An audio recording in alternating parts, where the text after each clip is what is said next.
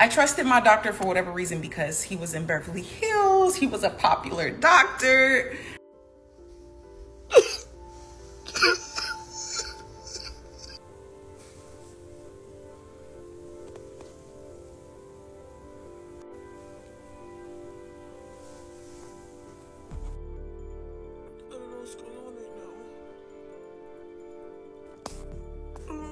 Am I allergic to the stuff? My breast literally split in half. When I say split in half, it was like mush. So it had all gone necrotic. Who in their right frame of mind would buy a suction machine to suction phlegm from AliExpress to perform a liposuction procedure on another human being?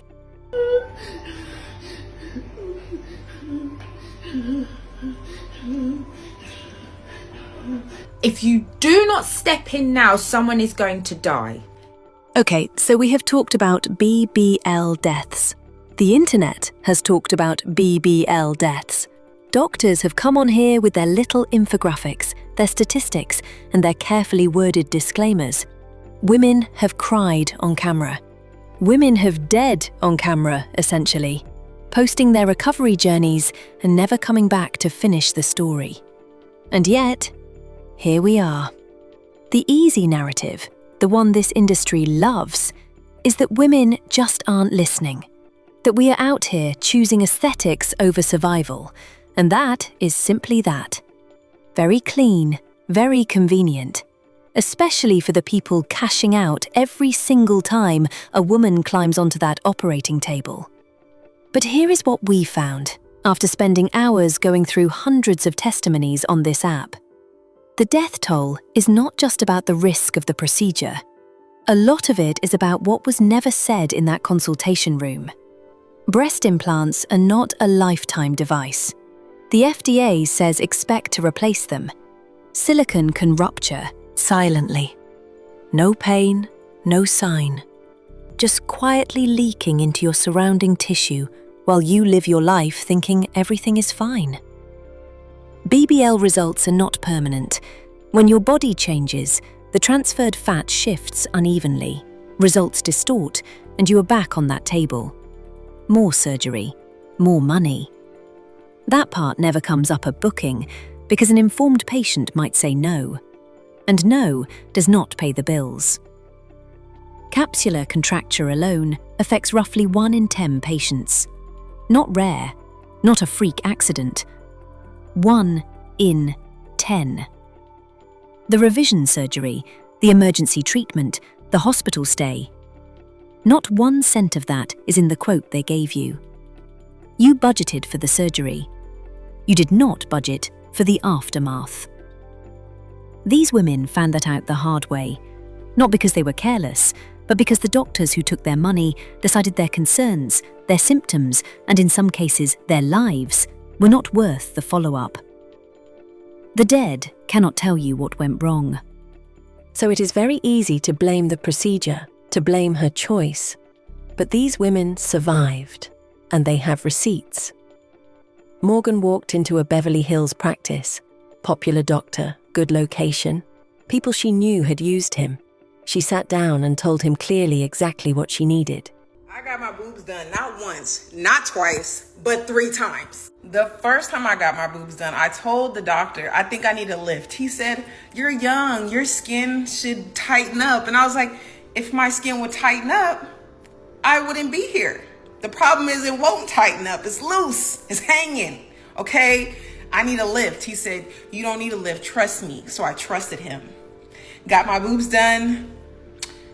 A few months later, I said, my implants are sagging. This isn't what I wanted. So I went back to him. He said, you do need a lift. And I'm like, I did tell you that. I trusted my doctor for whatever reason because he was in Beverly Hills. He was a popular doctor, whatever. So we scheduled me for a second boob job. And he was like, all you got to do is pay for the anesthesia and the table.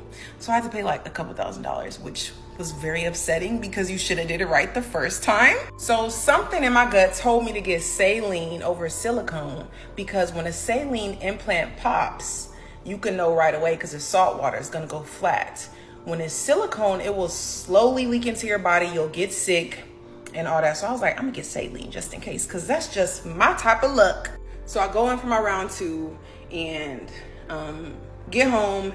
Everything is good. I noticed my stitches are itching like crazy. He did dissolvable stitches. I did not ask for that. Do not get dissolvable stitches. No, get regular stitches. So that was that. And I was just like praying, and I was like, I hope they come out good. Like, I do not want to have to get my boobs done again. Like, it wasn't very painful or anything, but just like, you know, surgery is dangerous. Anesthesia is dangerous. So like a week passes. I wake up in the morning, go to my bathroom. I remember like it was yesterday, y'all. I get to my mirror and I was like, why do I have one titty? Why do I have one titty? What happened? So I took like my bra off and wrap off and stuff. And I was like, damn, one of my implants popped. This is crazy. So I started panicking. And I called the doctor immediately. And I was like, hello, like one of my implants just popped. I just got my boobs done last week. They're like, how do you know your implant popped? And I was like, because I have one boob. Like, what type of question is that? And they're like, can you please send a picture so we can see? And I send them a picture of it. And I was like, oh yeah, one definitely popped. And I'm like, yeah, no shit. So they scheduled me another appointment immediately. I didn't have to pay nothing this time because I was like, I'm not paying nothing. We're gonna have to duke it out in this office. So I get in there, and a few days later after that, maybe it might have been like the next day, I forgot. But nonetheless, I get there. He's very apologetic, and I'm fuming because I'm like, what did you do? This is my third surgery.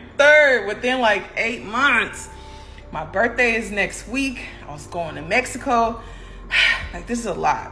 So he fixed it. I ended up getting a refund on the implants themselves. So that was my third surgery.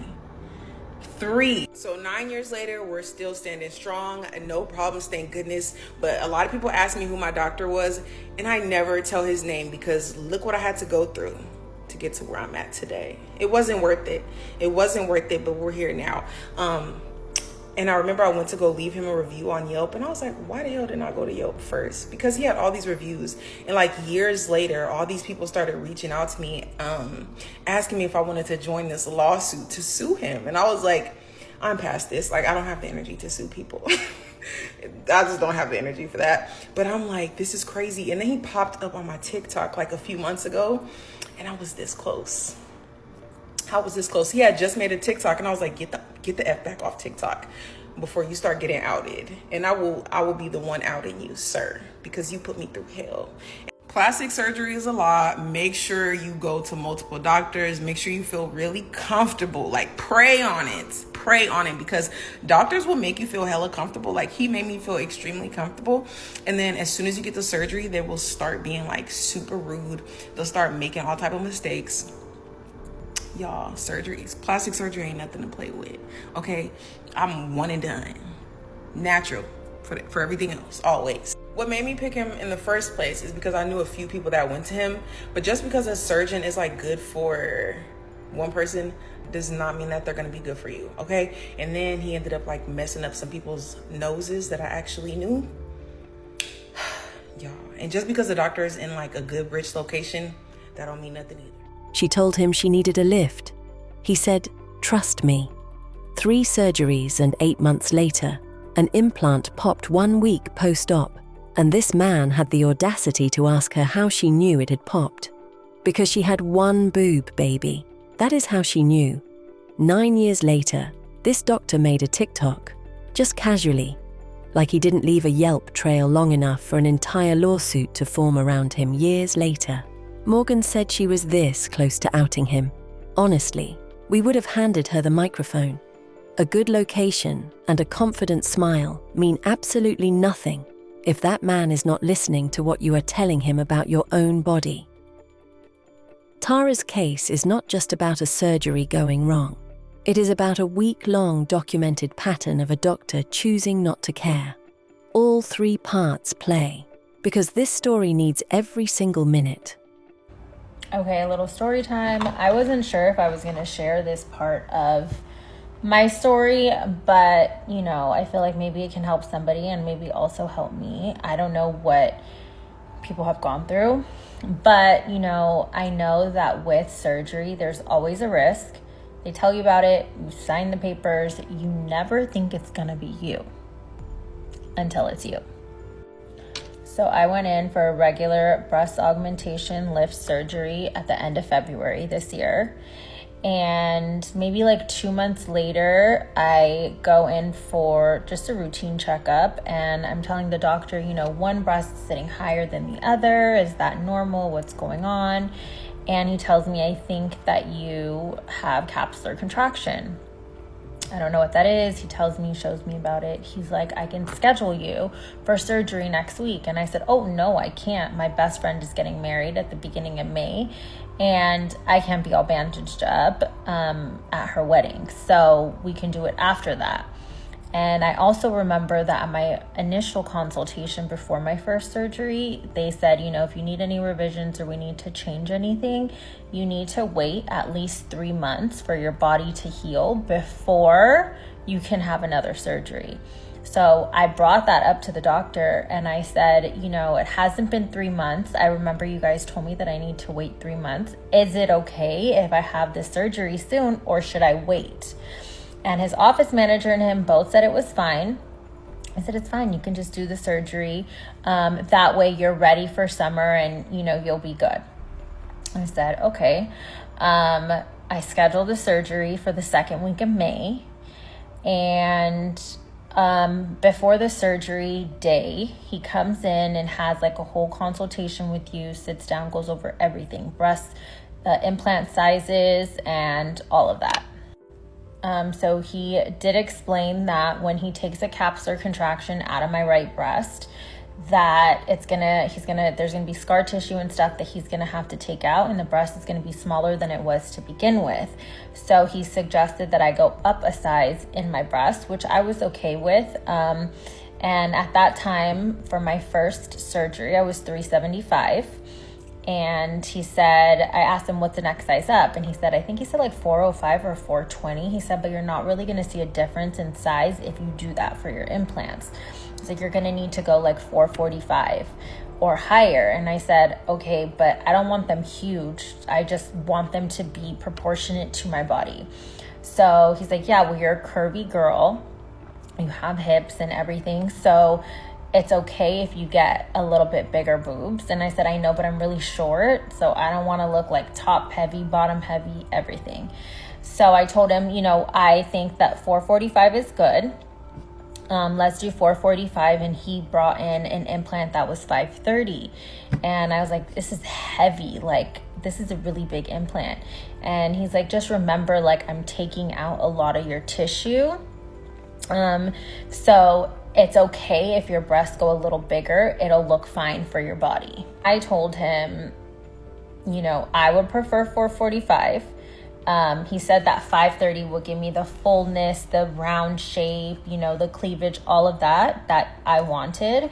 So I told him, okay, when you're on the table, why don't you put the implants in and decide which one gives me the best shape and look for my body.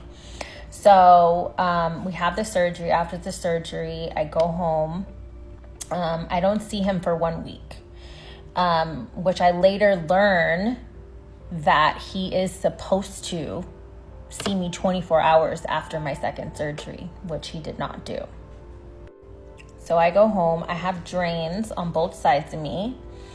And they tell me, make sure you're taking it out and writing down how much you're draining every day, because in order for you to take out the drains, you need to be like within a certain measurement for the day. So I think it was like a week and like 2 days later maybe, or something like that I saw him to take the drains out and check on the breast. So I go in. They're taking the drains out, and then around my incision was around my areola. So there's surgical tape around my areola. They have to take it off just to make sure that everything is healing properly. And when they do, my left one looks like it's having a reaction to the surgical tape or something, because it's like peeling, it's bleeding. The doctor tells me it seems like you've created a reaction, an allergic reaction to your surgical tape. or adhesive tape. So make sure, like, if you ever have surgery or do something like that, you tell them in the future. And I said, well, this didn't happen last surgery. The incisions were in the same area. So maybe it's just irritated because I had the surgery so close together. Examined it, we took pictures. His nurses gave me something called like Exerform. It's basically just like surgical tape. It's green a little bit, and they say that they use it a lot for burn victims and things like that. So they told me, you know, keep it on for 2 days. You can shower with it on, take it off, and then put it back on. So it heals the area. When I did that and I took it off after the second day, my areola started to peel. Like the color started to peel off of my areola. I sent the nurses the picture. I said, I don't think this is normal. What is happening? Because it wasn't happening to my right breast. So one of his assistants or nurses calls me and says, don't put the Exerform on. Keep the area dry. And let it heal on its own. So I said, okay. They said it should scab up, just leave it alone, which was fine. I left it alone. It did start to what looked like scab. When I went in for another office visit, I asked them, I said, this doesn't look normal. Like, is this tissue necrotic? And he specifically said, no, it's not. Look, your right breast has it too, and like flicked off a little, like kind of like flicked off a little scab. And he's like, look, it's just a scab. And I said, but this one doesn't look like this one. Are you sure? And he's like, yeah, it's fine. Don't worry. Everything seems to be healing fine so far. Wrong. Okay. I started to form like a little wound that opened around my incision site, which I sent them a picture. Because I'm nervous. Like, I already had 2 surgeries now. Thought this was going to be one and done, super simple breast augmentation surgery. And I was wrong. So I sent them a picture. And I sent it to the nurses. I'm like, what is happening? Is this okay? What do I do? They said, just keep the area dry. It's going to be fine. I sent them another picture maybe a few days later. I said, it's getting bigger. It's not getting better. So then they contacted the doctor. His office manager called in 2 antibiotics for me, ciprofloxacin and augmentin. And he said, take it and then schedule me for an appointment at the end of that week. Going for the appointment. The doctor is looking, and at first he didn't even like suggest a culture. And I said, no, like maybe we should test it and send it out so we know like everything is okay. So he's like, we could do a culture, but there's no pus coming out. It doesn't look like it's infected. It's not hurting. It's not tender, like nothing. And I'm like, no. He's like, you don't have a fever? And I said, no. He said, well, the antibiotics that I put you on are really strong, so it should dry it up and allow the area to close on its own. He then told me, don't shower up top. Leave it dry, because if it's moist, it's not gonna close. So I said, okay, I trust you. You're my surgeon. Another wound opens. Same breast, same around the areola. I send them a picture. I said, you guys, this isn't getting better. Now there's another one. What is happening and where are my test results? He asked me to come in to the office. I saw him Friday. He asked me to come in Monday so he can see how the antibiotics were working and if I was getting better. And when he saw that I wasn't, he asked me to stay on the antibiotics longer, which I heard is bad because ciprofloxacin can cause like muscle ruptures, tendon ruptures. So I was scared. I asked him, like, is this okay?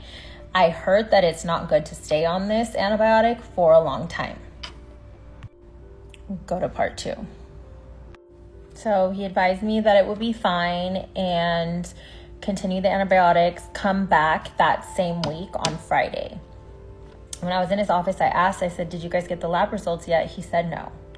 The next day, I sent them a picture and I said, it looked like the inside was closing a little. So I said, oh my God, is this getting better? I sent it to the nurses. And they said, it looks like it. Keep an eye on, keep it dry, whatever. I asked that day as well, which was Tuesday, did you guys get my lab results? They said the office manager is the only one who has access to it, so they would ask her. And I said, okay. The next day comes, which is Wednesday, and I send a text. I said, hey, I still didn't get the results from my labs. I want to know if everything is okay with the culture. Please let me know. Doesn't seem like it's getting better or it's drying up. Thursday comes. I asked for the labs again. No answer, no results. They keep telling me the office manager has it. They asked her for it. I said, okay, has the doctor checked in? What's going on? I need to know what's happening because my situation is only getting worse. I'm starting to form little wounds all around my incision site. And I know that's not normal because it's not happening to my other breast. And it doesn't hurt. I don't have a fever. And because of those reasons, I think they thought that I didn't have an infection. So I had an appointment Friday afternoon. So Friday morning, I sent them a picture of how bad it got, which was, it almost looked like it was like little ulcers around my incision site that were maybe like this big, but they looked like they were going to fully open. And I sent them a picture and I said, this is not okay. Something is going on and I need to know where my lab results are. What is happening? They said, if you want, you can come in at this time, which is a little earlier than your appointment now. And I said, no, I have, my business stuff to handle, so I can't. I'll be there at my appointment, but this is not normal, is it? And they're like, well, just come in. The doctor's going to evaluate it and talk to you, blah, blah, blah. I go in for my appointment. The wounds that I thought were going to open had opened. And the doctor saw it and I'm like, it looks like it's infected. And he said, it's not infected, but your body is not healing and you need to take out the implant. And I don't know if implants work for you. It seems like your body is rejecting it. I said, well, doesn't make sense because this breast is healing fine. So why is it only happening to this breast? And he said, is it tender to the touch? And I said, no. And do you have a fever? No, I don't. I said, where are my lab results? And I said, the office manager's like really not on her business because where are my results? So they said, do you want us to call her? I said, yeah, please call her. Ask for the results. The doctor should have access to the results. I took this test last Friday. You guys should have already gotten it. And he comes, he like squeezes the breast. He's like, there's no pus, there's nothing, but let's schedule you. I'll make time for you next week. I'm out of town these 2 days, but I'll be here and we can schedule the surgery. Something didn't sit right with my heart. And I said, you know what, let me think about it. And I left. I called my friend who had a double mastectomy and I said, can you send me the number to your doctor because I want to get a second opinion? And she said, what happened? And I told her and she gave me the number to her doctor. I called. The office manager was super helpful there. And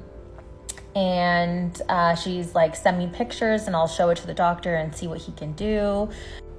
So I sent the pictures and, she tells the doctor, and he's not much that he can do at the moment because it's still another surgeon's work, which I understand.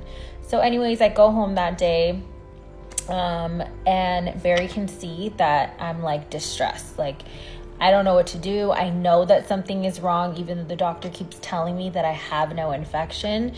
And I haven't been showing him my breast because I just didn't want him to like remember me in this light, right? I tell him everything. So my friends are like, you maybe share a little bit too much with him. So then I just didn't want to.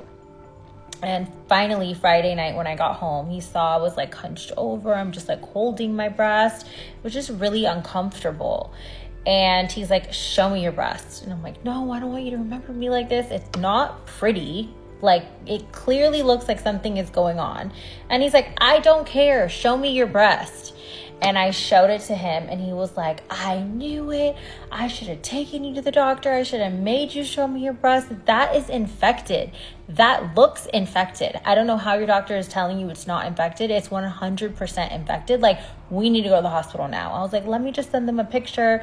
By the time I got home, another wound around my incision site had like a little one had opened, and I sent them a picture. I'm like, you guys, another one opened. Should I go to the emergency room tonight?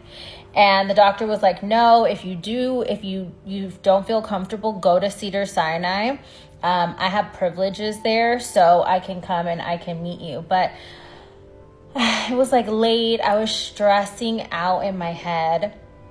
My friend who had the double mastectomy called her sister's a nurse, so the next day they called me, and the sister was like, can I see pictures? And I sent her pictures. She immediately FaceTimed me. She's like, do you mind showing me on FaceTime?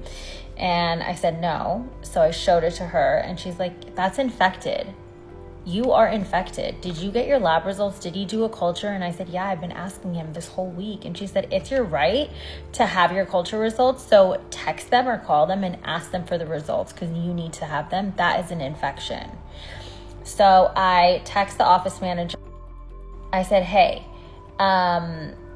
it's my right to have my lab results. Can you please send me my lab results? I've been asking the staff all week, and they say you're the only one who has access to it. So she apologized. She said she has like personal issues going on, and she sent me the lab results. I think without looking, because I'm almost positive if she looked at them, she probably wouldn't have sent them to me. So I immediately, before even opening it, I send it to my friend's sister, and then I'm opening it and she calls me. She says, you need to go to the ER right now.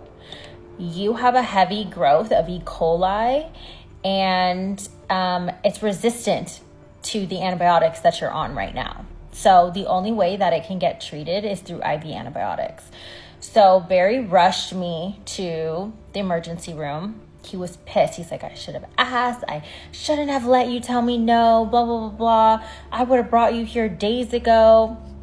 So we get to the emergency room. The doctor sees me. They do their own labs, and they say, you do have a growth. You have a heavy growth of E. coli. So we're going to give you these IV antibiotics. So they give me the IV antibiotics. They come and do an examination of my breast, and the doctor's like, there's pus here. And I showed him what my breast looked like on Friday when I went to the doctor's office, and he was like, your doctor let you leave because this looks infected. How did he just let you leave? I said, well, he wanted me to do surgery next week. And he's like, listen, you need to get the antibiotics every day, but I can't keep you here unless you're going to get admitted to the hospital. So he told me, I don't want you to just have the surgery with anybody. Find a breast surgeon that you want to do it. You need to take the implant out. They need to clear and debris the area. It looks like your nipple is necrotic. And I asked him 3 weeks ago, and he told me that it wasn't. He said, no, it's definitely necrotic. Go and get a second opinion, but this is just what it is. Come back for part 3. Part 3. I feel like there's going to be a lot of parts here. I go home Saturday. I'm going off on the doctor, the office manager, the nurses. I look at the lab results after I leave the emergency room on Saturday, and it says that they got the results on Tuesday, June 3rd. I asked Tuesday, I asked Wednesday, I asked Thursday, I asked Friday when I was in the office, and they didn't care enough to get it from the office manager. At the end of the day, it is the doctor's responsibility to follow through on his patients. His office manager is his employee. So he needs to, it's his duty to make sure that his patients are taken care of. Anyways, I went off. We were going back and forth in text messages. He was telling me, call me when you're at the emergency room so I can talk to the doctor. At this point, I don't trust you. I feel like you were trying to cover up whatever happened to me. So I'm not having you talk to any doctor that I'm seeing or any surgeon I'm going to go see to fix whatever I need to get done. At this point, I'm just hysterical. I'm mad at myself for not taking control and just going to the hospital or ER on my own. I'm mad at myself for internalizing everything and not really like even showing like Barry or anybody what was happening so I can get their opinions. I was just trying to stay strong on my own, even though like deep down I knew something was wrong. And when I'm texting the doctor and the nurses back and forth, they're basically saying like, it's not an infection and, you know, I don't have a fever, I don't have all of these things. And the antibiotics that they gave me were to treat just an infection in general. But they failed to realize that on my lab results, it says that it is resistant to the antibiotics that he had me on for 2 weeks. Anyways, I digress. They give me this cream for like burn victims when I'm at the emergency room. They're like, put it on, keep it on, just like lather it, okay? I go to UCLA on Sunday because even from Saturday to Sunday, it's like the wound has opened and I can see my implant, okay? It's open on my left side and I can fully see the bag of the implant. So I'm going into the emergency room on Sunday and they're looking at my breast and they're literally like, we don't see this from surgeons in Beverly Hills. We see this from surgeons in Mexico. And they were like, how did this happen? They bring another doctor to come and look at me. They're giving me the IV antibiotics, other fluids. I speak to the plastic surgeon that was there. And he recommends me to another plastic surgeon that works out of Tarzana. So he's like, you know, we don't have anybody here now that can do the surgery for you. We only have like a cranioplastic surgeon, but the doctor that he recommended is like good with breasts and she's a female, whatever.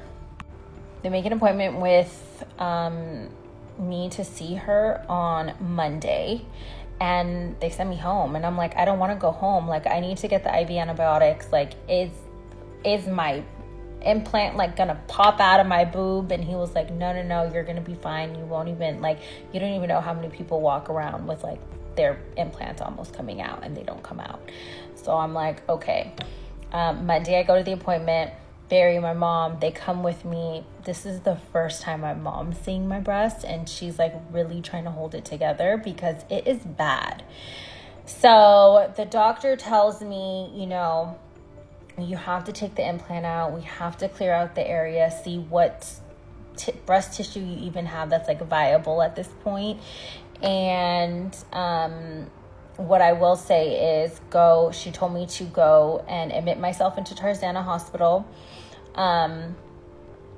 And she would come and do the surgery that night or the next day. I don't remember. But I had a appointment scheduled with my friend's doctor who did the double mastectomy for her and who did her reconstructive surgery.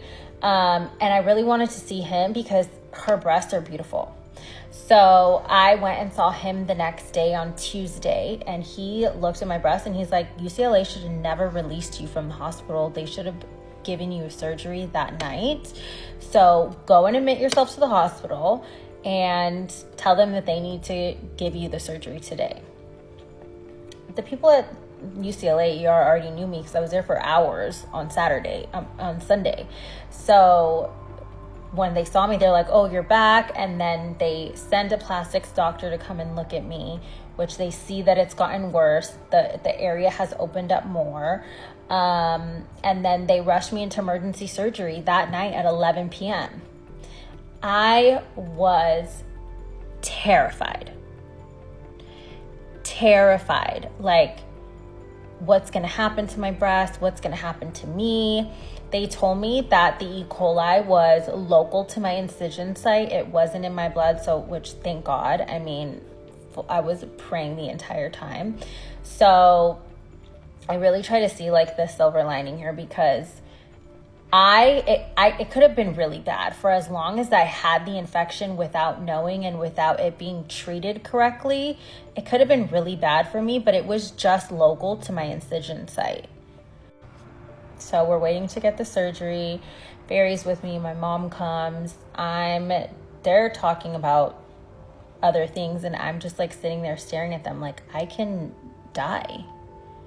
Like, what can happen to me? Like, this is what happened to me after the first surgery. This is what happened to me after the second surgery. Like, what is going to happen to me? I'm terrified. I just hysterically start crying. I tell them, like, I don't want to do this. And, you know, they're really trying to calm me down. We all start praying together. My mom is really religious, and we all just like held hands and prayed, which really calmed me down. I wanted them to be in the OR with me because it's like they're my security, but at the same time, obviously they couldn't. A plastic surgeon came and talked to me before he took me into surgery. He seemed really just like calm, and he's like, listen, I'm really sorry that you're going through this. You shouldn't have to go through this just for a breast augmentation surgery. But I'm going to do my best to make sure that you come out of it really healthy, that I take out all the infection. I'm going to save what I can of your areola and your nipple, but it looks like it's necrotic. And, you know, we're just going to try to make sure that everything is healthy after surgery. I speak to an infectious disease specialist, a wound care specialist, and then they all advise me that they're going to come and talk to me after the surgery. And then it's like time to take me away, and I say bye to Barry and my mom. And the entire time from where I'm at to the OR, I'm praying, God, just please keep me safe. Please keep me healthy. I'm so sorry. You know, I didn't know what to do. I thought like I was literally going to have a panic attack on the surgery table, because when you go to like a plastic surgeon's office to go have surgery, it's completely different than a hospital OR. I've never been in a hospital OR, and it's like those big lights. It's pretty empty in the room besides like all the machines that they need. And I'm just laying there naked, and I thought, I was like, oh my God, this is going to be it. This is how it's going to end for me. Like, what is going to happen? I prayed myself until they knocked me out with the anesthesia. They had those lab results on Tuesday. She asked Tuesday, Wednesday, Thursday, Friday, sitting right there in his office with open wounds around her incision while he squeezed her breast, found no pus, and told her she was fine. The E. coli in her body was resistant to the exact antibiotics he prescribed. He knew that on Tuesday. He sent her home anyway, twice. By Sunday, she could see her implant through an open wound. The UCLA emergency doctor said, "We don't see this from surgeons in Beverly Hills. We see this from surgeons in Mexico." Emergency surgery at 11 p.m. She prayed herself unconscious on that table. Tara was not passive. She sent pictures. She followed up every single day. She pushed for the culture test herself. She is the reason she is alive. Because she kept pushing past every person in that office who was hoping she would just go away quietly. Imagine if she hadn't. Liza went in for ruptured implants and a little lipo, did her research, found a doctor she trusted in Guadalajara, prepared properly. So a lot of people don't know me, obviously you're on TikTok, but I struggle with my health a lot. This year alone, I was scheduled to have a neck fusion in my C4, 5, and 6, and then a couple months after that, I was gonna have my lower back fused in my L5, S1. And then I was scheduled to have shoulder surgery after that. As if that wasn't enough, I found out that my boobs were ruptured. So I thought, why not get them fixed, and why not just get a little lipo and just, I don't know, make myself feel better since I don't work out, since having all these problems with my back. I did my homework. I went to Guadalajara, Mexico. I found a doctor out there that I really liked, and I'd watched a ton of videos of girls giving their posting their results and showing videos of what they look like. So I was pretty confident going into this. Booked a recovery house for 2 weeks after that, and 5 weeks, a little bit over 5 weeks post-op, my surgery has become a nightmare. It started out with my incision looking like it was infected somehow. I don't know how it got infected or whatnot, because I was doing everything the right way. I was being extra cautious, and so now where my tummy tuck line is, and the fucked up thing is I didn't even really hate my stomach. Like, I somehow got convinced to do a tummy tuck even though I didn't really need it, and now I have a 3-inch hole at my incision line.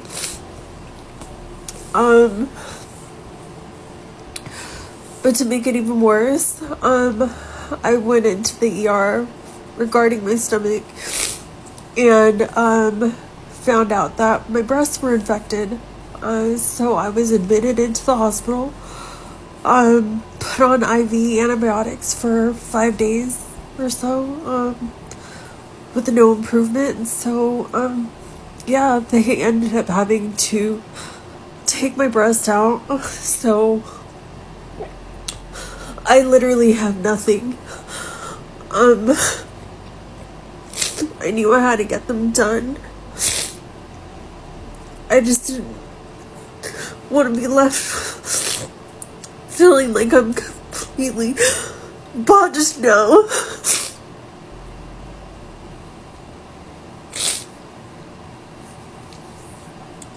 I'm just having a hard time. She did not even want the tummy tuck. She was talked into a procedure she never came in asking for, by the doctor at the consultation. That incision, the one she never requested, is exactly where everything fell apart. 5 weeks later, 3-inch hole, both breasts gone. She walked in wanting to feel better about herself. She came out with nothing.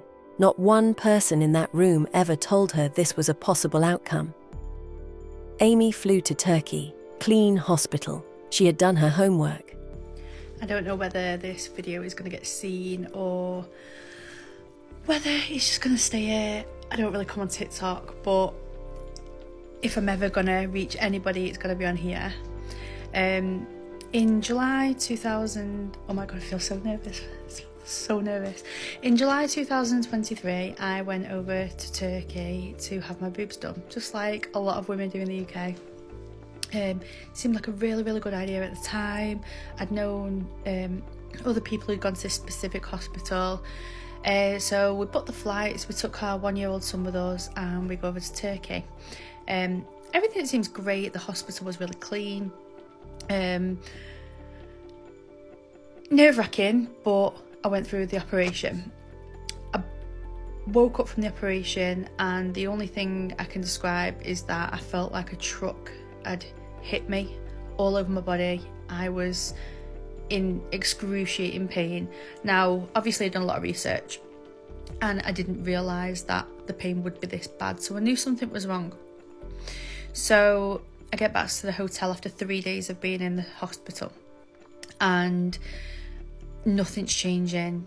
I haven't got the best posture anyway, but I felt like I was walking with a hunch because I just couldn't stand up straight. So we get to day 5 and we're supposed to be staying for the week, but the pain was that bad. I just really wanted my home comforts. So we ended up paying out of our own pocket, getting a flight back to the UK. So we get back to the UK, and the pain definitely helps. The pain goes. But I'm noticing along my incision lines that something isn't right. I'm noticing around the areola area, the nipple area, something isn't right.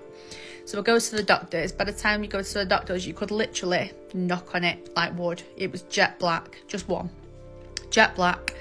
It was not very appealing, let's put it that way. And the doctor says, I'm going to refer you to a breast specialist in Wigan. We live in Goulburn, so I thought, great, that's close. So another 3 or 4 days goes by, I get a letter through the post, go over to the specialist, and he said, I'm really sorry, it's gone necrotic, it's died. I didn't really know what that meant at the time. I knew what it died it meant, but in the grand scheme of things, of everything to come, I didn't know what it meant. So he said, I'm really sorry, there's nothing we can do to save it. One of your nipples has died. Started talking me through the options of, you know, when the scab falls off and there's nothing behind it, so basically my nipple will just fall off. There's great tattoo specialists out there and it'll look normal. Cried, obviously. As a woman, you think, oh my God, I'm a freak of nature. You know, what have I done to myself? Just wanted to get rid of these massive saggy boobs that I'd had. And I just wanted to feel better about myself, and look what I've done to myself now. And the mental, how can I explain it? Absolute mental torture that I put myself through at that time was, I was in a bit of a dark place. Little did I know it was going to get 10 times worse. So 4 or 5 days after that, my other nipple went as well. Jet black. Literally, like you could tap it with your nail and it'd feel rock solid. So at that point they started the Hanukkah honey treatments, the medical grade honey treatments. I'd have to go to the hospital, which is like an hour round journey every single day. I was getting them all bandaged up, the honey treatments put on. As the weeks were going on into the 3rd week, it was getting worse and my incisions were starting to come apart. So I was having all the dressings redone constantly. I think it got to about 3.5, 4 weeks. Bearing in mind this was a couple of years ago, so I'm trying to recall. But it got to about 4 weeks, and it seemed like it was getting better. So I went to every 3 days. I remember the day I went to the medical centre with my mum. It was a Sunday, and I said, Mum, something doesn't feel right, because in the days prior, the only way I can describe it is it smelled like death. So obviously things were oozing out. I'm well aware that the honey doesn't smell very nice anyway, but something smelled like it was rotting. So we go to the medical centre, they take all the dressings off, and my breast literally split in half. When I say split in half, it was like mush. So it had all gone necrotic. So I got rushed to Wiston Hospital, which is not far from us. It's a specialist hospital in plastic surgery.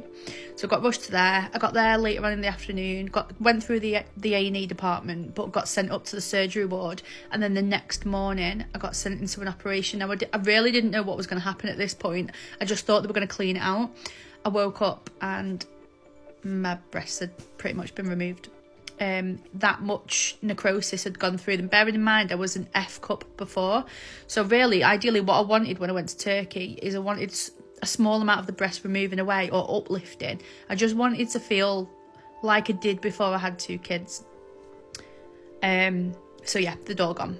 They'd taken more away on one than the other. So I was left with a tiny bit on one side, but practically nothing, like completely fat on the other side. So I'd gone from paying thousands to go and get my boobs done to having nothing. At that point, I had to have like machines put on me. So it was like a suction with a really thick tube that came out, and I had to wear these machines on my hips, and it'd basically suck all the shit out, basically. I had that on for a few weeks.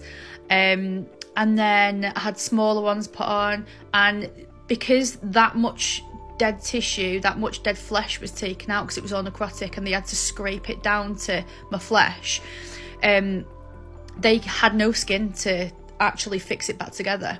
So they had to let the scar tissue closed together. That took about 3 months in total. So I'm left with a hell of a lot of scarring.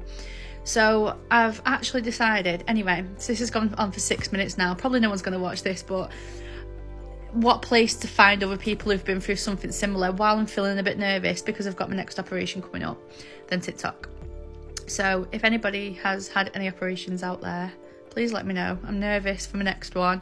I've actually decided to go private. I've been on the wait list since December 2023 to get my second surgery done. Now I'm well aware, if anyone does see this and they're like, you shouldn't be getting that on the NHS, I'm well aware. I was really, really grateful when they did my first operation.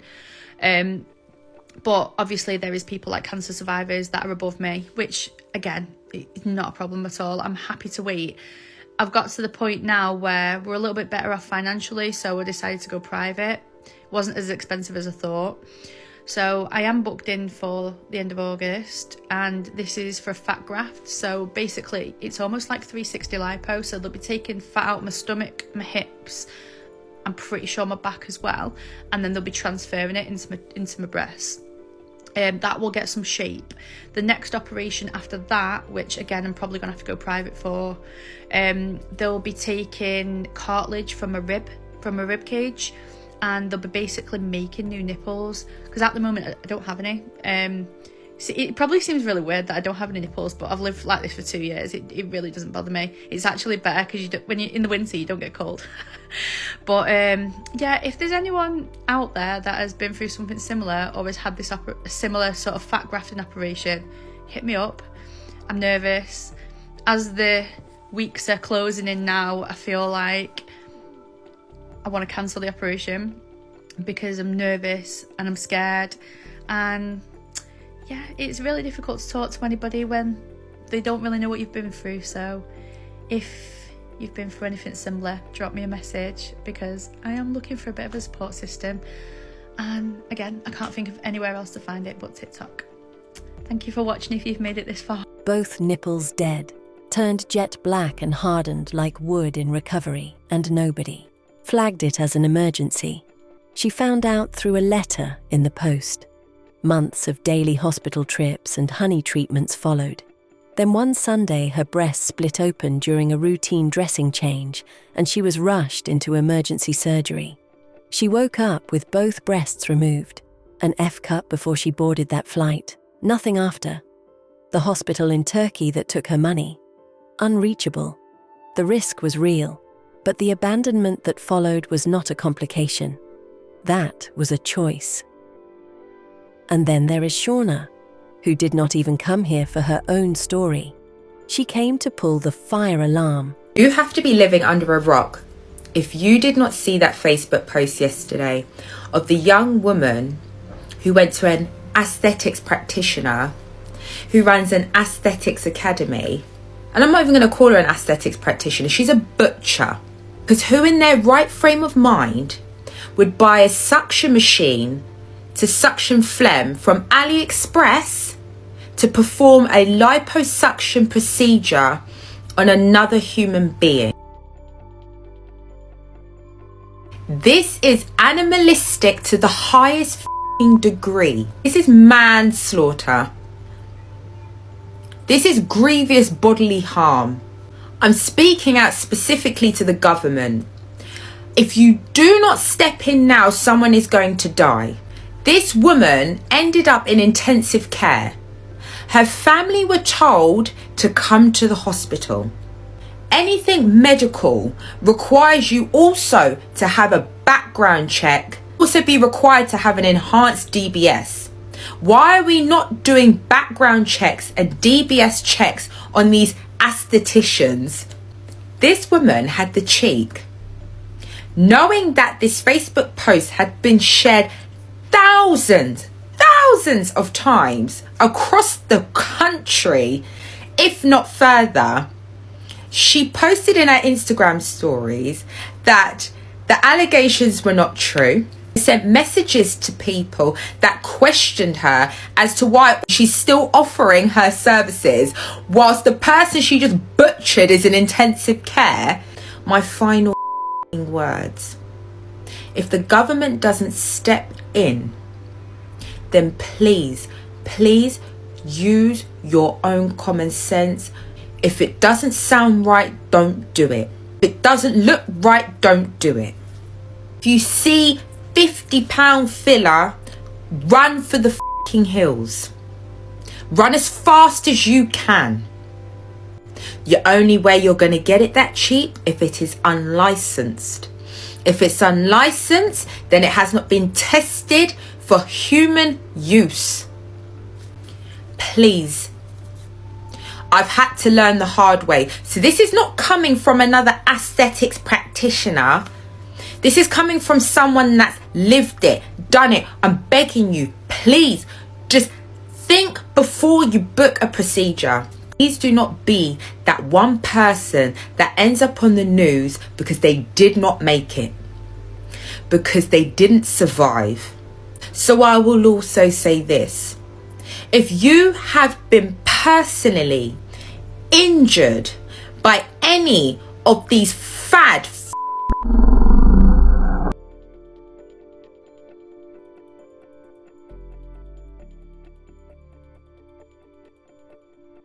A practitioner, not a surgeon, a practitioner, performed liposuction with equipment ordered from AliExpress.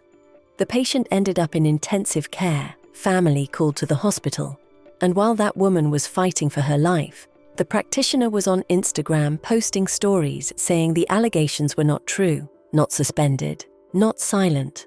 On Instagram, actively denying it. Shauna said, "If the government does not step in, someone is going to die." She was not speaking in hypotheticals.